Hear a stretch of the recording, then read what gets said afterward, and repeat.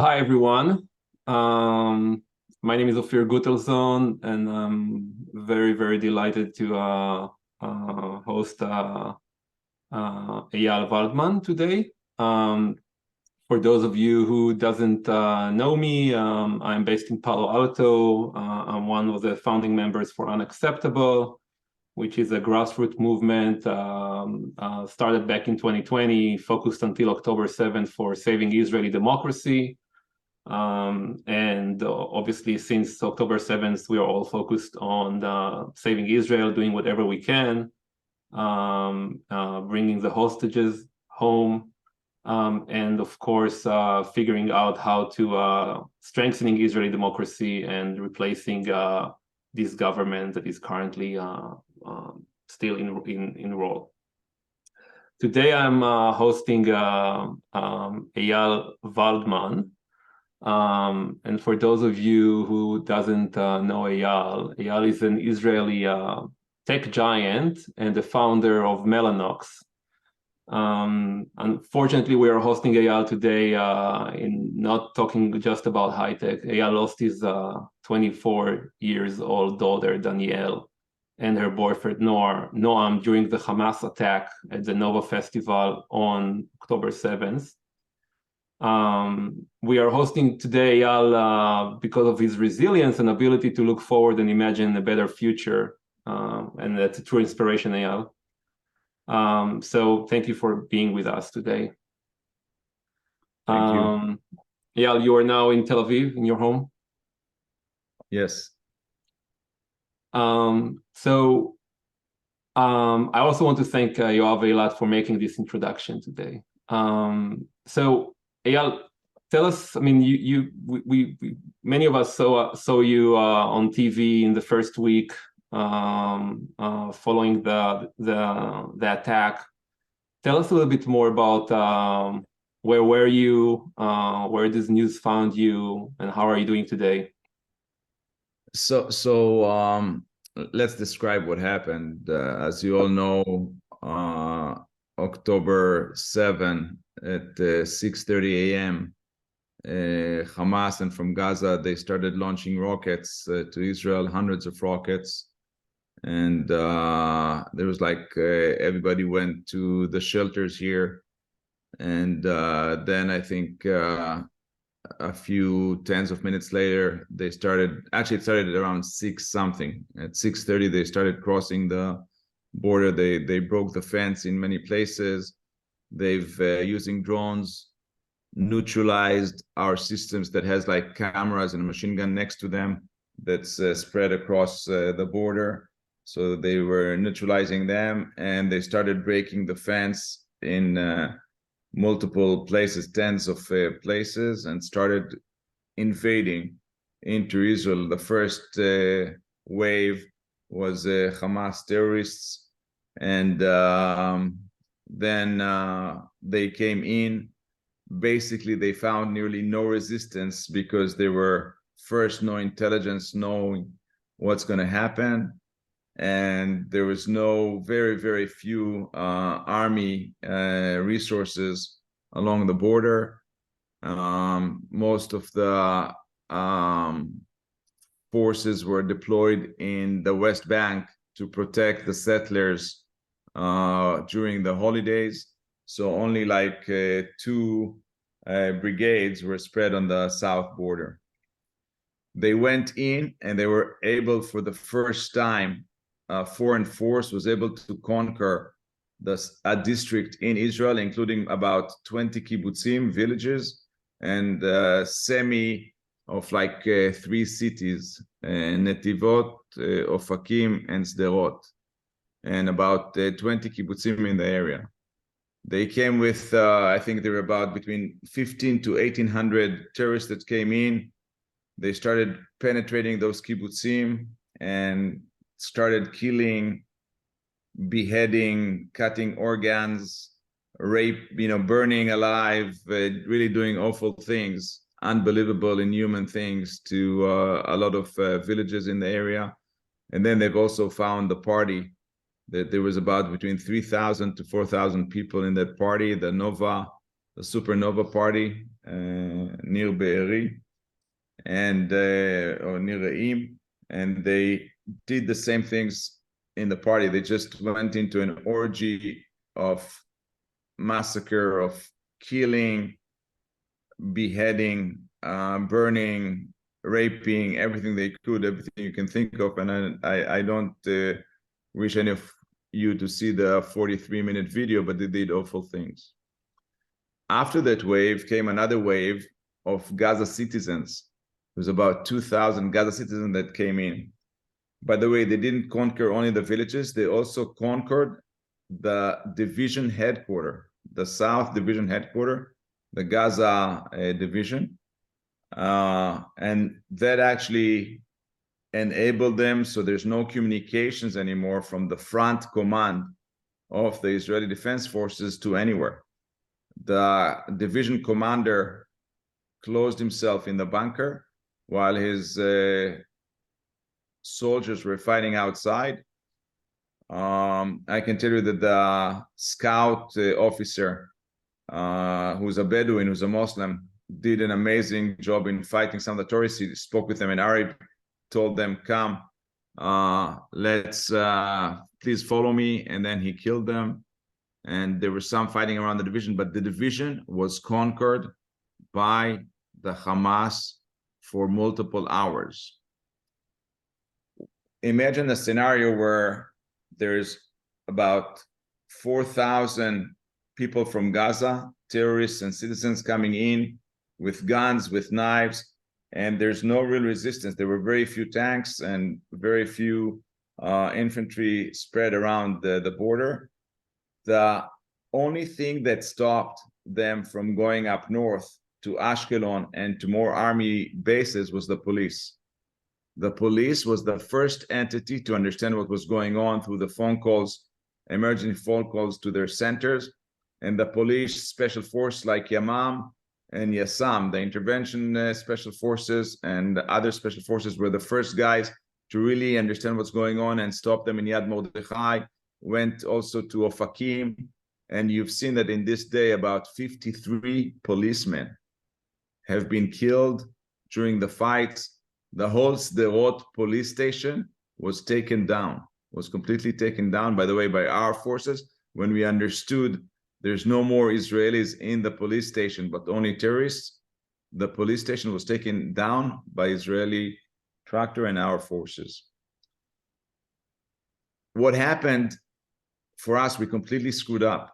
We didn't have any intelligence of what was going on. I can tell you that there was a phone call around between 1:30 to 2:30 a.m. between the head of Shabak, Aluf HaPikud, the South District Commander, and the Chief of Staff. And they had some intelligence of what's going on.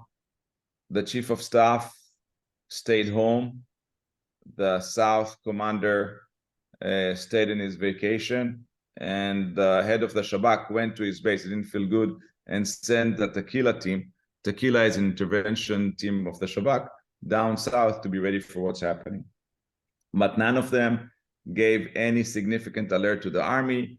Only, regiment, Khativa commanders were giving an alert, but they didn't go down to the brigades underneath them. When the first two F-16s were launched to go from Chatzerim to go out and start engaging, their mission was to protect our gas platform in the sea. They did not know nothing. I met the pilot of the second F-16, our reserve guy, who went up at 6:45. They were already in the air. 6:45, two F-16s were in the air, circling around our gas. They didn't know what to do because remember, the division command was completely taken by the terrorists. The terrorists had maps of where the security commanders of each village was living, of where important people from the police or from the Shabak or from other agencies, which we do not talk now, are living in the kibbutzim or in the area or in the base. They knew exactly where they're going.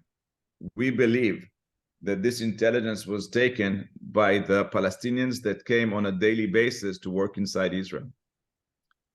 So in the kibbutzim that they were able to go in, they went immediately to the head of the security of the kibbutz. They were looking for special people in the kibbutzim. We won't talk about who, but most of them were able to defend themselves and not be taken, and some of them were killed. In the party itself, 364 people have been murdered. 364 people have been murdered in the party. Among them, Danielle, my daughter, who's 24, and her boyfriend, Noam, who's 26, that participated in the party. I'll soon later on tell you how they tried to escape and what we found around them. The first two Apaches that came, Apaches is like combat helicopters, they came up from the north. There were no Apaches on alert, on duty in the south part of Israel, only in the northern part of Israel. It took them more than 45 minutes to get there, so they got there around 7:15. If you remember, Israeli pilots, our orders is not to shoot civilians. We don't shoot citizens. They came there was no communications at the beginning, and they saw a lot of people. They didn't know what's going on, so they didn't act immediately. Only later on, they started communicating with the commanders, with the officers of special forces, like the Navy SEALs and other special forces, using WhatsApp, sharing locations in WhatsApp, sharing photographs. You can take this building down, you can do this. And this is how they communicated, because a lot of the communications from the division headquarters and from other places were completely inoperative. The first two, after they understood what's going on, I think they've killed between 400 to 600 terrorists. Only, I'd say, 30 minutes after that, between 20 and 30, the next two Apaches came and they started to be operating. But again, they were not that effective, because by that time, between all of the terrorists and the citizens that came from Gaza were a lot of hostages, and they were not sure, and they were very careful who they can shoot so that they don't kill our people alongside with the terrorists that are taking them. There were 4 Sikorsky helicopters. Those are large helicopters that can take tens of soldiers. Went, and it was their initiative. They didn't get any command, but 4 of them went to Nebi Musa, which is in the Judean desert, where the paratroopers were training. They took, each one of them put about 50 paratroopers in the back, flew down south. When they came close, one of the Sikorsky got an anti-tank missile that hit an engine. The passengers were able to land, an emergency landing. They opened the back door, and all of the paratroopers were able to escape very fast from the helicopter. A second anti-missile, anti-tank missile hit the helicopter, this time destroying and burning it, and then the air crew was able to jump off, so no one was hurt on the helicopter. And then you had 4 teams of platoons, or more smaller than a platoon, starting to engage paratroopers in the fighting. There were many kibbutzim that for more than 10 hours, 12 hours, had terrorists inside them doing whatever they wanted. They were shooting, they were killing, they were taking whatever they wanted. They took tractors, they took equipment, they took a lot of things from a lot of the houses. You've seen when I went 2 days ago to Nir Oz, you've seen that they searched every house and took everything they wanted, televisions, whatever they wanted, because the Hamas invited the citizens of Gaza, come, kill, rape, do whatever you want, and then take whatever you want back to Gaza. And we know that some people went twice from Gaza to Israel, back to Gaza and back to Israel, to be able to take more stuff. There were a lot of hero stories, a lot of very brave guys that came down, like Noam Tibon, Israel Ziv, Yair Golan, and Yossi Bachar. And I can tell you the stories, but those guys really fought almost single-handedly and killed tens of terrorists, like each one in different locations. Noam Tibon saved the life of his son and his family from the house they were captured.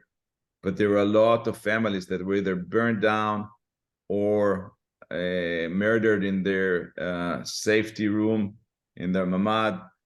And people that tried to escape were caught, either taken as hostages or murdered. And there's a lot of atrocities that have been made during this day. You've started seeing our special forces start to get engaged and clear some of those kibbutzim. But I can tell you that for 2.5 days, the Israeli Defense Forces did not get control over the South district of Israel. You asked where I've been. So I've been in Indonesia during this time, and as on a completely isolated island. And I got a first phone call from my son and daughter, said that Danielle, the young sister, is not answering the phone. She was in the party and they're searching for her. They don't know where she was. I started hearing things happening. So I got a helicopter, I got on a plane. The skies here, I got here only on Sunday, so the skies were already closed for air traffic. They enabled me to land in Israel. And about 3.5 hours after I landed, I went down south because Danielle's phone did an SOS emergency call giving us location of where the accident happened. So I took Israel Ziv, the general, came down with me, and we went with my Jeep down south. At some point, east to Sderot, there was engagement of Regiment 551, which is the paratroopers reserve guys, with 7 terrorists. While we were like, I think about 500 meters from them, there were 7 terrorists that tried to come in. They had dates in their pockets. So they came to stay for a long time, to have energy from dates and come out from their hiding places anytime they wanted.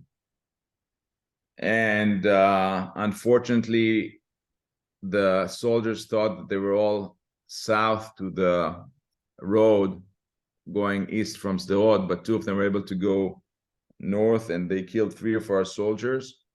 At the end of this engagement that took, I think, about 25-30 minutes, we had 3 soldiers killed, and they had 7 terrorists that were killed. And we saw this and thought, okay, it's not safe to go anymore with my Jeep south. So we took another Jeep with 3 officers, young officers with us, and continued to go south to look for Danielle. And we went south on 232, and then we found their vehicle. It wasn't Noam's or Danielle's, it was one of their friends, like a student-owned small vehicle. When we found it, it was on the ditch on the left side, on the east side of the road, facing south. So if you come down out from the party that was in like a field, you had to go east and then either turn north or south. They turned south. I guess on the north side, there was a pile of cars, and tried to escape fast going south. We found 3 trails of Kalashnikov shells, shooting them from behind. So I guess Noam was driving, he was hit. They went to the ditch. Those terrorists, we saw a trail that they came close to the car, and they murdered them from behind. All of the back seat was full of bullets, also the front. Airbags were deployed, full of blood. We found 150 meters north of them, Gaza license plate SUV, Toyota SUV with 3 bodies. One body was like 20 meters south of the vehicle. One body was like half in, half out, and one body inside. We believe those 3 guys were engaged. I think their bodies were already cold. The bodies from the engagement in the north, in near Sderot, were still warm, and you can see a lot of ammunition, a lot of stuff. The bodies that we found there were cold, were like already bigger than usual. And then we found also a motorcycle south to their car, but no people there, so we didn't know what happened to those guys. At that time, we didn't know where Noam and Danielle are, and I was hoping that she's wounded and was able to escape and hide somewhere, and or that she's taking hostage. After 2 days, I kept looking for her in different locations where our phone and their watches gave us a location indication. Obviously, we didn't find them. 2 days later, on Wednesday, we got the notice that they were identified as their bodies. One guy from the car sitting next to Noam in the front seat is considered to be a hostage today, and the other 4 have been murdered in the car. So that's what happened in the first 2 days of me coming back from Indonesia. I was looking for her, and then we got the notice that they were murdered. They told me, or Danielle said, that they were going to get married soon after, and move up north, move out of Tel Aviv. So we decided to bury them together in Tivon. And instead of getting them having a wedding, we had a funeral for the both of them. Oh, I need to take a moment.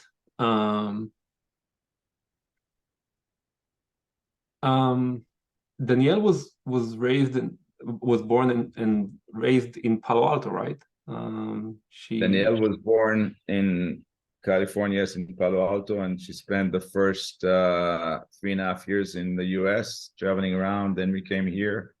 She grew up in Kiryat Tivon in the north, and then she served in the army as a shooting instructor.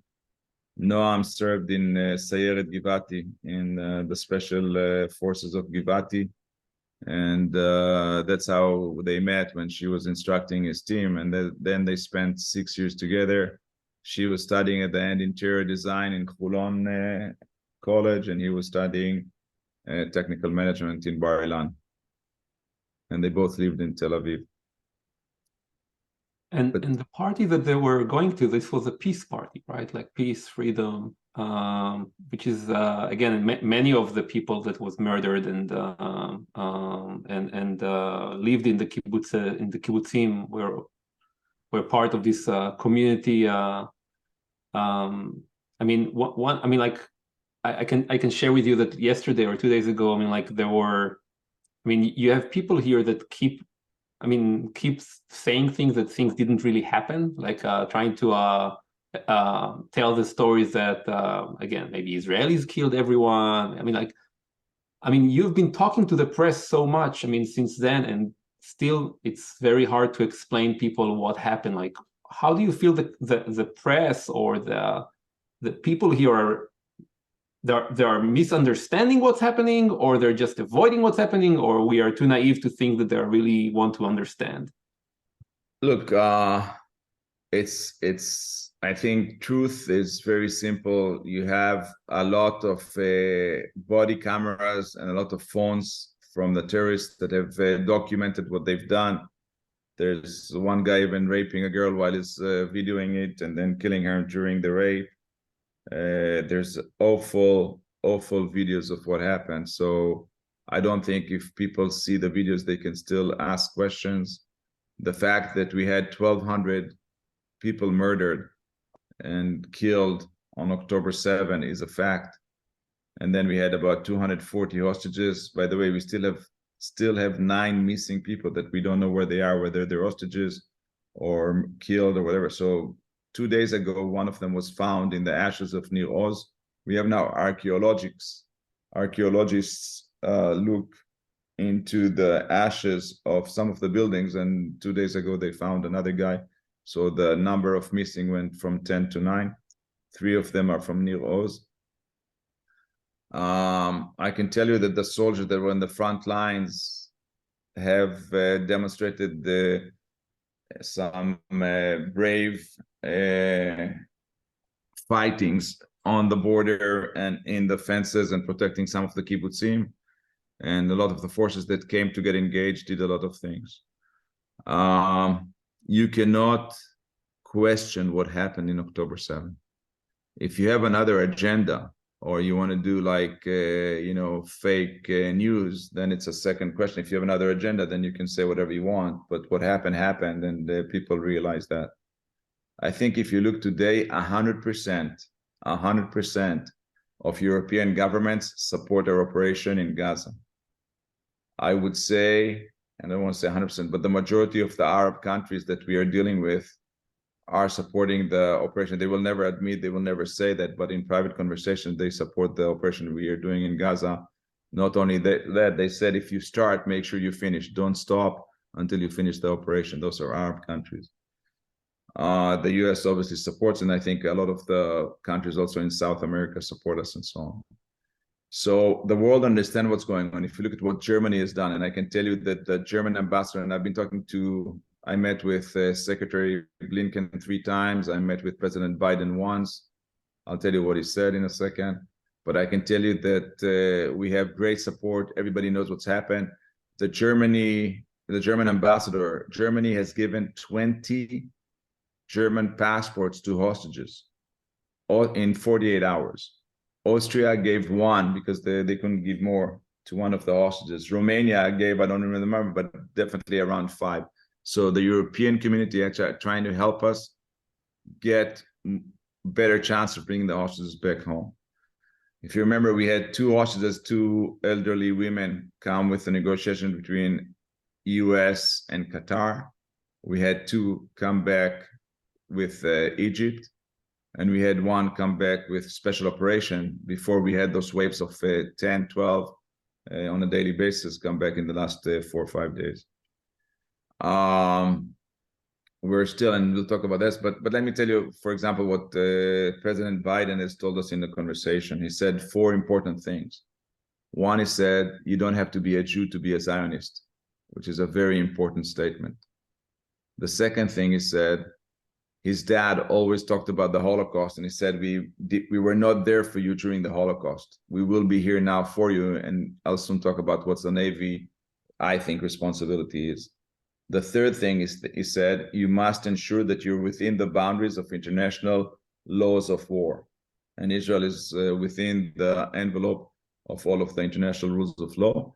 And the fourth thing, he said, you need to think of the day after, which I don't think our government is doing some good thinking and all that. So I think his visit here, his messaging, his don't speech that he made from Washington is very important.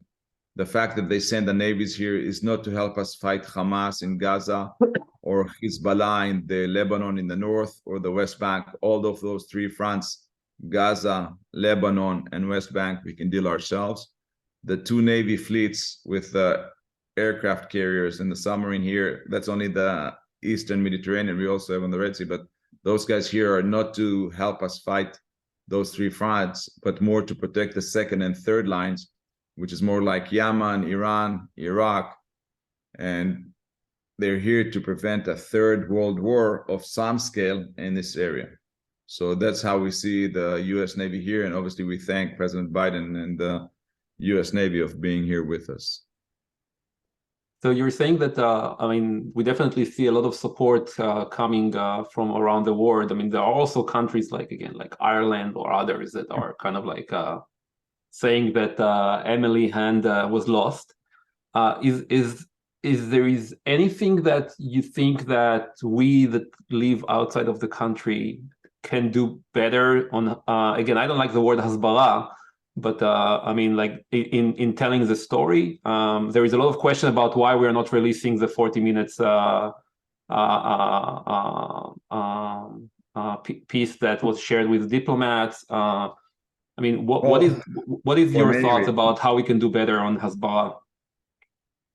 So for many reasons. First, this video is awful to watch, and I think it really leaves significant. It changed your mind in many ways. I didn't watch it. I didn't want to watch it. That's one. Second, for respect for the people that have been murdered, raped, burned, killed in this video. We don't want this going all over the place. So it's very limited, and it's only targeted for people that we think that it's important to see. I don't think you want to let it release. There's enough videos out there, enough videos that you can watch of people being murdered, killed, beheaded in Telegram, Instagram, and many other places. What we need to do, I think, if you look at around the public opinion, which is you see in many cities a lot of demonstrations for the PLO, for the Palestinians, and so on. I think we, as Israelis, also need to do some demonstrations, and obviously they're much more quiet. They're not violent. They're, I think, much more efficient. I think the world is starting to be fed up with what's happening with Palestinian demonstrations. If you look at Germany today, first they say you cannot support Hamas. If you support Hamas, you're being exiled from Germany. Today, if you want to become a citizen of Germany, you have to state your, either you're part of the German people, but second, you need to state also that you believe in the right of Israel to exist as a free country. And this is in Germany. And we expect more and more countries to do similar things around the world, and we're seeing this. You're right about Ireland. Ireland is very much pro-Palestine, but other than that, you know, we see some France talking, and they have their own issues of what's going on in France about Muslims, also in England. But I think they understand that they are still standing and they're supporting the operation. You talked before about the Nova supernova party. If you look at the cultures, so when we send the kids to kindergarten here, they learn to dance, they learn music, they learn to read, they learn science, and they learn of love and freedom and so on. When you look at Gaza in kindergarten, when they're 3 or 5, they have plays where they act like terrorists and they're killing Jews and they're killing Israelis, and you see them like 3 years old dressed in black with Hamas heads, and they in the show kill Israelis and so on from the age of 3 and 5. And then when they go to high school, they go to training camps. And then when they go to other higher age or youngsters, they go to training camps in Iran or Iraq. And it's full of hatred, killing, destruction, and so on. In October 7, those two cultures collided. And unfortunately, we were not ready. And the culture of hate, destruction, rape, burn won for the first 2 days. What you need to tell the world is you are either part of one of those cultures. You're either in the culture of science, freedom, music, love, democracy, or you're part of the culture of destruction, hate, killing. You cannot be in both. So either support the culture of freedom or you support the culture of destruction. And this is what happened October 7. And then people, I think, will understand more what they should stand up for. And that's I mean, that's what we're trying to do here, especially around the bring them home rallies, where it's kind of like supposed to be a no-brainer for people to stand with you, but it's still hard. I mean, and when the times goes by, I mean, one of the challenges that we are all facing is that we are trying to explain people that we are doing the dirty job for the Western world when we are going and trying to eradicate Hamas in Gaza. And the question that we always ask is like, is there any other way to eradicate Hamas without killing so many people in Gaza? And I'm wondering, what would you answer for that?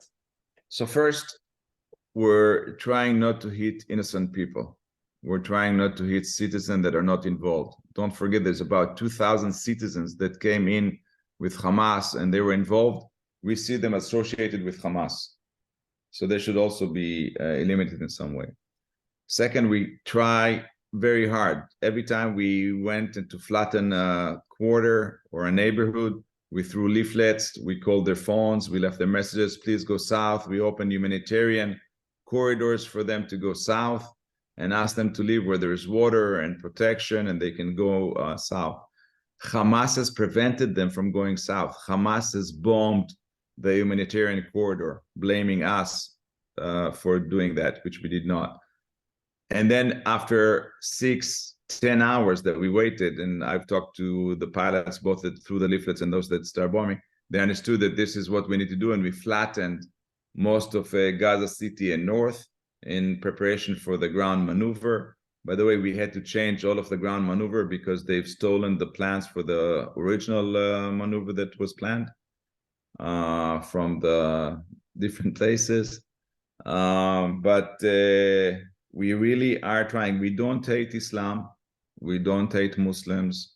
We don't want to hurt Muslims. We don't want to hurt innocent people. We're trying to do the best not to do this.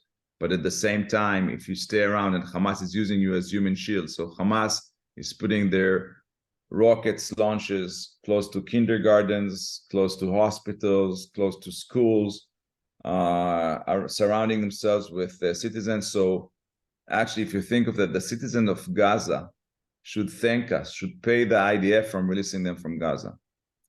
Now, a lot of people tell you that we are suffocating the Gaza Strip. This is not true. When we unilaterally withdrew from Gaza, we left their very sophisticated agriculture and industry and tourism and hotels. And we were hoping that a flourishing state will be south of us with all of this infrastructure and billions of dollars that were coming into Gaza Strip. In 2006 and 2007, Hamas took over Gaza Strip. They've killed a lot of the PLO members, throwing them off the roofs, if you remember, killing them in the public squares. And Hamas took over. Now, when Hamas took over, instead of taking those billions of dollars and investing them in agriculture, in tourism, in industry, they invest them in doing tunnels, in buying missiles, and getting all those things.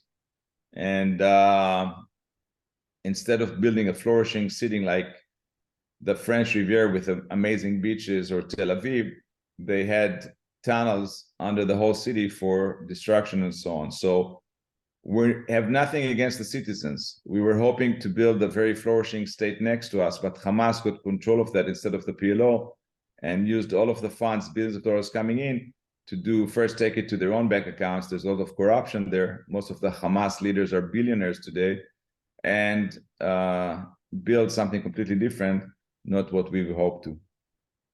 So this would take me to next part of our discussion, which is super interesting about the future. I mean, you've mentioned. I mean, I've read that, and you've been inspiring at least me and many other entrepreneurs to open and work with R&D centers, both in Ramallah, and I know that you have opened one in Gaza as well in the past. I mean, the assumption is that, I mean, and one of the challenges that many of us who believe in two-state solution are facing, right, is that when people are saying pro-Palestine, we want to assume that there are two states, but we don't see that right now on the streets. So there's a lot of. I'll get you back to this in 1 second. I have like a very important phone call. I'll do it in 2 seconds, and I'll be with you. I'll tell you exactly what I think could happen, and I'll tell you also what I've done with the Palestinians. Just 1 second. I'm sorry. Okay. Just one story. And in the meanwhile, thank you everyone for sending the questions in the chat. I see all of them, and feel free to keep sending more, and I'll try to pick them up.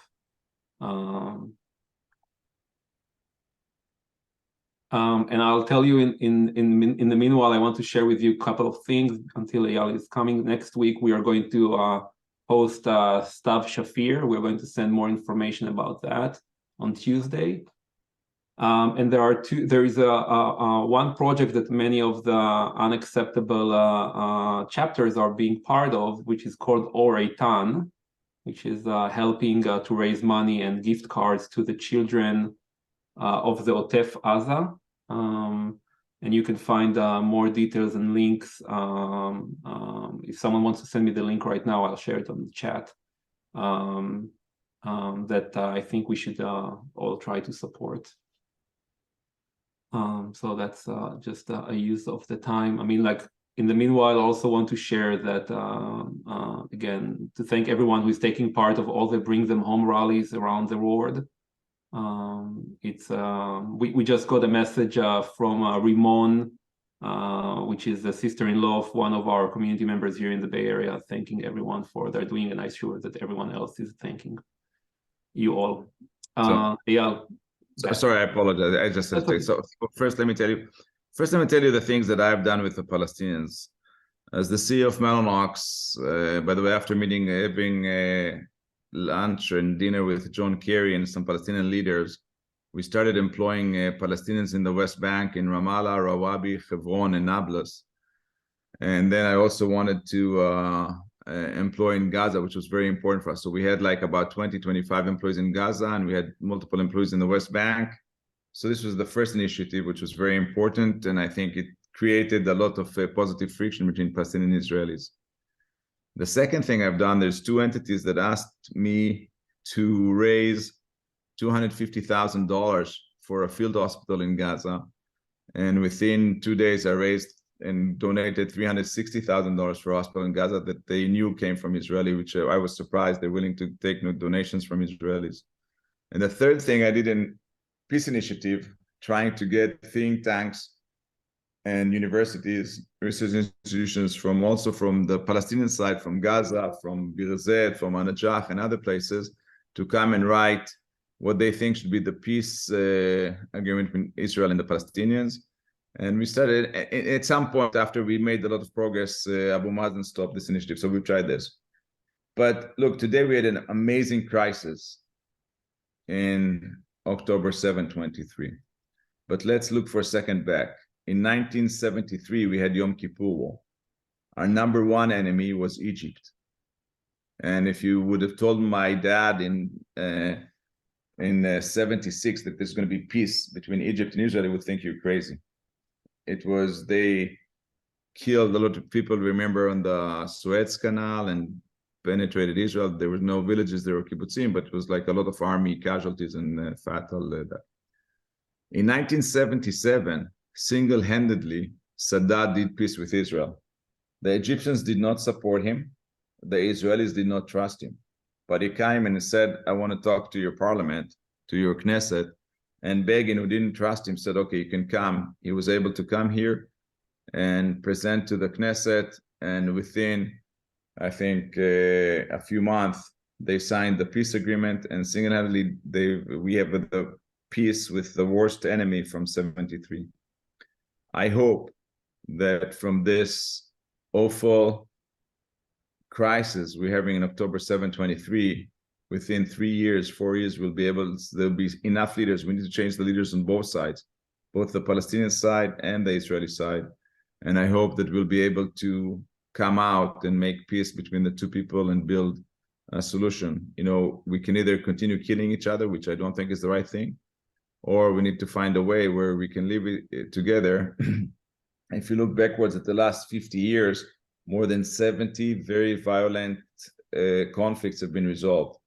And I thought, by the way, of inviting to this peace conference, peace initiative, leaders that have done peace to teach us how they've done peace in other locations like Northern Ireland, South Africa, Falkland, Yugoslavia, and so on. But I believe that the only solution is building two states for the two people. But this is only after we take the Palestinians down on their knees.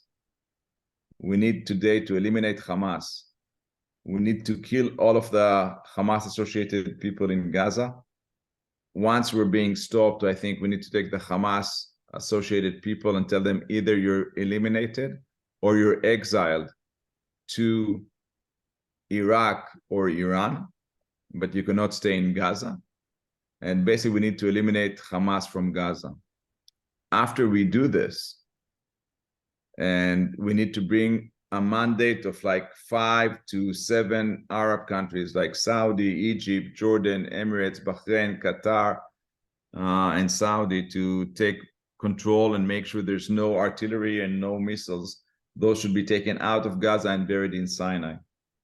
And then we need to have this mandate of countries control Gaza and make sure there's no destructive ammunition there for multiple years. If you would have asked me 2 months ago or a month and a half ago what the next stage is, I think Israel, we should have brought the Palestinian Authority. But now I said Israel should not say nothing. And those guys, with the help of the US and Europe, should decide who's going to come and control the Gaza Strip. And we should agree, as long as it's not an extreme terror organization that we can accept living next to us.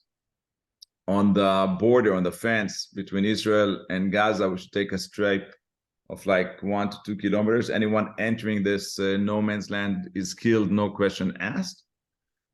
And after 10 years of such arrangement of mandate of multiple countries, including US and Europe, and educational change in the Palestinian education system, then we start getting closer. We can get closer. But today we need to eliminate Hamas, take all of the ammunition and missiles out of Gaza into Sinai and destroy them, and build a new cultural or education system within Gaza and the other Palestinian territories, have a mandate of multiple countries, helping them financially to rebuild and do agriculture, industry, open their gas fields, open an airport in Gaza, and really start doing this, but not independently as part of a mandate of 6 to 8 countries, including the US and Europe.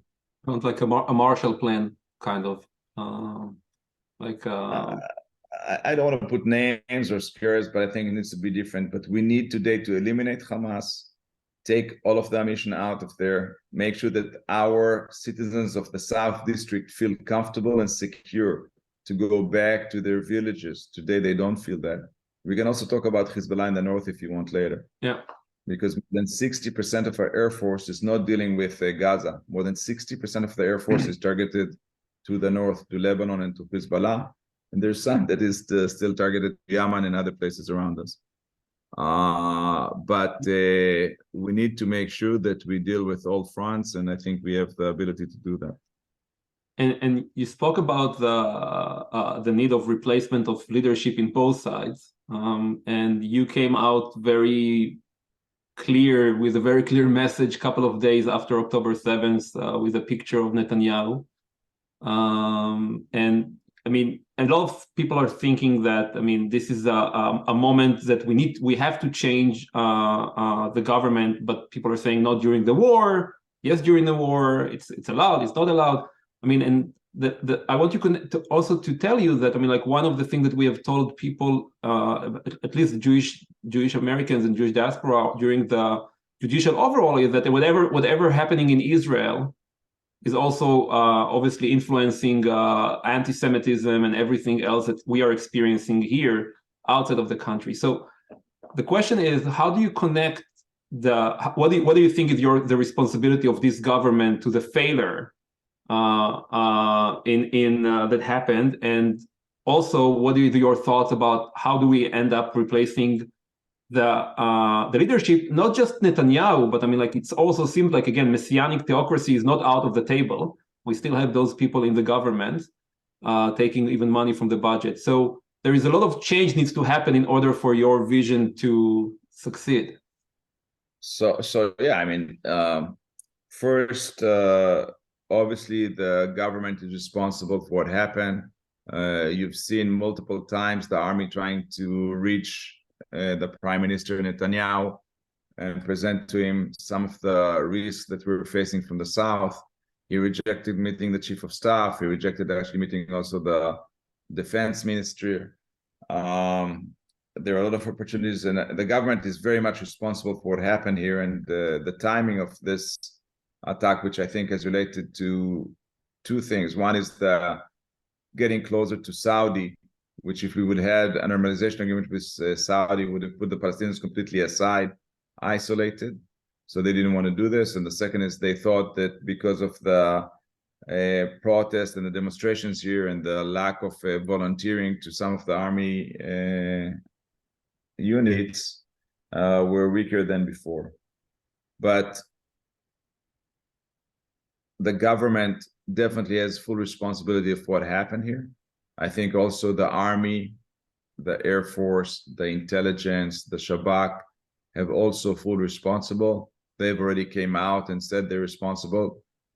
They will resign, I assume. I hope they will not resign before Netanyahu is replaced, because we don't want Netanyahu to appoint the following their predecessors. But that's another thing. How to take the government down? I'm sorry to tell you, we need 5 Knesset members to vote against. I don't think we have them. Some of my friends think we do. I don't trust anyone. But at some point after this war, we need the Gantz and Eisenkut to resign from the government. And I hope this will happen in a number of weeks. And after Gantz and Eisenkut resign from the government, we'll need to recruit 5 to more parliament members to vote against the government. And you think the pressure on the streets right now? We have 5 more minutes. I apologize. Okay, yes. So I just want to make sure that you have time. And I'm trying to take questions about many things. We didn't talk about Hezbollah in the north, but maybe not for this call. Yeah, I'm trying to take questions from the chat. So people are sending me questions on the chat. I mean, obviously, when you talk about politics, everyone is asking, are you going to run for politics and joining the game? So I don't know if you have a question, an answer about that.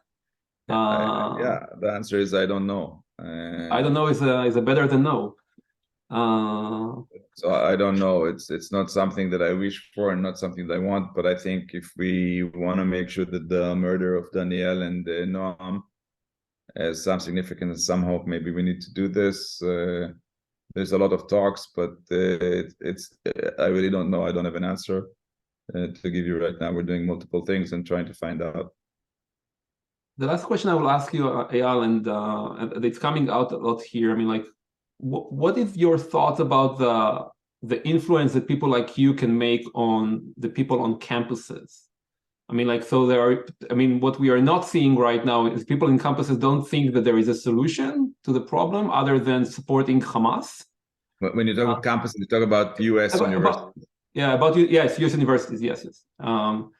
Do you think that more people like you need to come here and talk to the students and talk to Gen Z and find other ways to talk to them, or it's only will come when we will actually start doing things that are focusing on peace?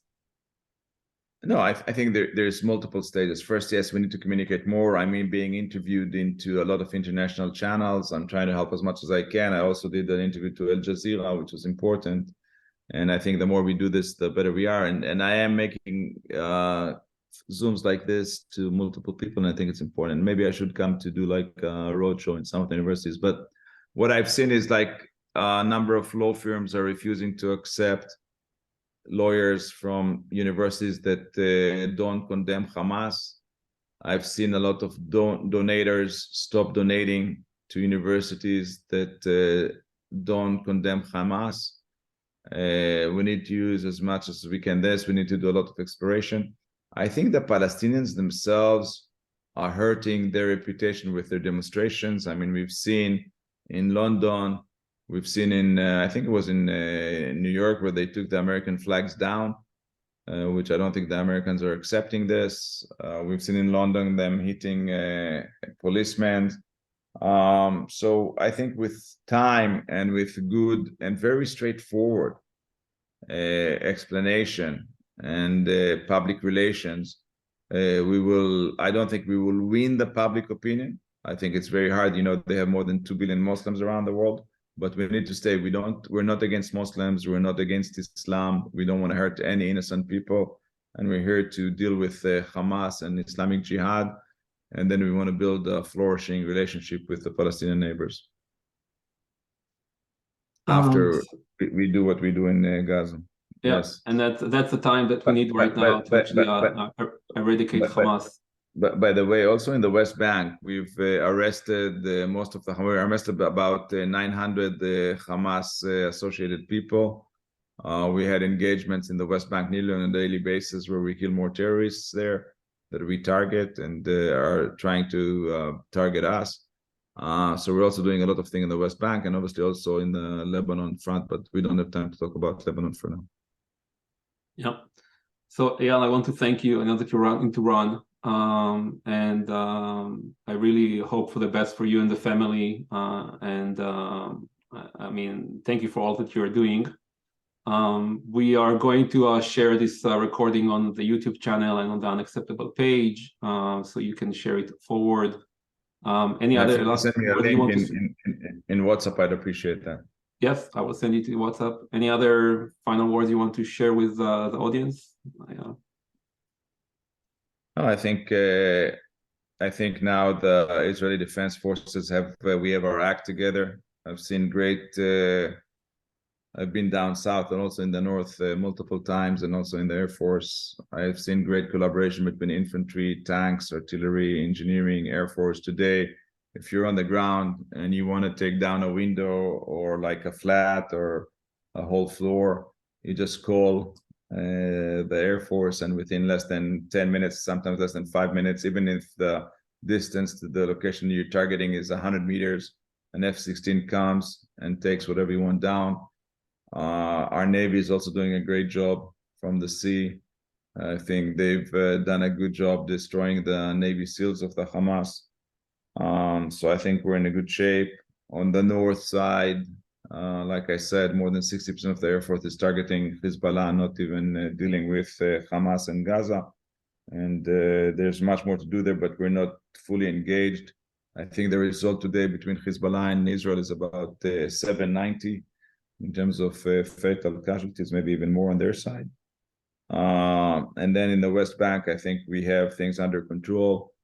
I'm very pleased to see the Israeli Arabs, about 70% of the Israeli Arabs are supporting this operation, which is a very good indication.